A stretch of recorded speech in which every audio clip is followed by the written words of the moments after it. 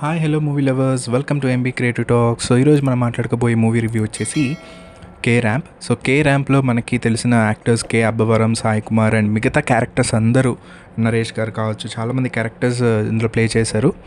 So ఇందులో main ఈ movie ఎలా ఉంది, ఏంటి, అసలు చూడొచ్చా చూడకూడదా అని అన్నది నేను క్లియర్ కట్గా చెప్పేస్తాను. సో యాక్చువల్గా ఈ మూవీ గురించి చెప్పాలి అంటే ఒక చప్రి హీరో. సో ఒక చప్రి హీరో కథ అనమాట.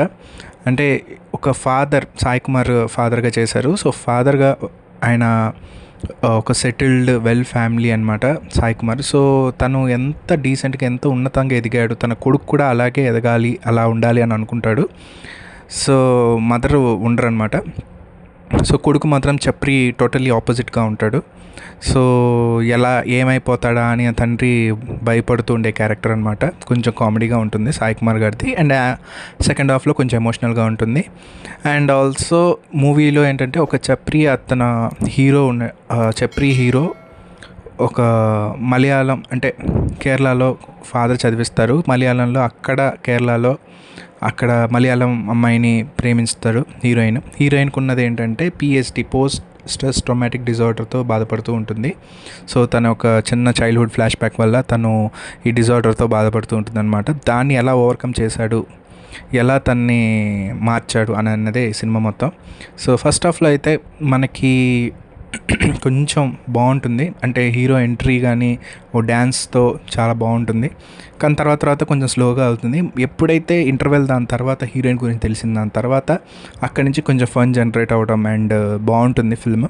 అండ్ మోస్ట్లీ ఇందులో ఏంటంటే ప్యారడీ మూవీస్ కొన్ని అక్కడ సీన్స్ అనేవి వాడారు. ఇందులో మెయిన్ ఏంటంటే హీరోయిన్ వాళ్ళ పెద్దనాన్న ఒక క్రైస్ట్ ఫాదర్ అనమాట. మనం చూసుకుంటే ఒక సినిమా భాగ్యలక్ష్మి బంపడ్రా అనే సినిమా, రాజేంద్ర ప్రసాద్ను కృష్ణ భగవాన్ ఒక సీన్ ఉంటుంది. గసగసాలు ఏంటిది, ధనియాలు అంటే ఇంకా నయం గసగసాలు అని పిలవలేదు అనే ఒక కామెడీ ట్రాక్ ఉంటుంది. సో ఆ కామెడీ ట్రాక్ కాపీ చేయడం, ఇట్లాంటి కొన్ని ప్యారడీస్ అన్ని కాపీ చేసి సినిమా అక్కడక్కడ సీన్స్ ఉంటాయి. సో ఓవరాల్ అయితే మంచి ఎంటర్టైన్మెంట్ మూవీ, చూడాలి అంటే వెళ్ళి చూడొచ్చు. సో ఇందులో మీరు ఎక్కువగా సెంటిమెంట్, అంటే ఫాదర్ సెంటిమెంట్ ఉంటుంది, అట్లాగే లవ్ సెంటిమెంట్ ఉంటుంది.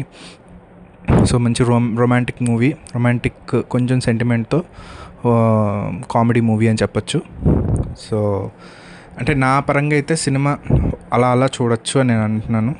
ఏదో ఫ్యామిలీ మూవీ లాగా అని అంటే ఫ్యామిలీ మూవీయే, పెద్దగా ఇబ్బంది ఏమి ఉండదు. ఒక లిప్ కిస్ సీన్స్ ప్రతి దాంట్లో ఉంటాయి కాబట్టి అది కొంచెం ఇబ్బందిగా అనిపించవచ్చు.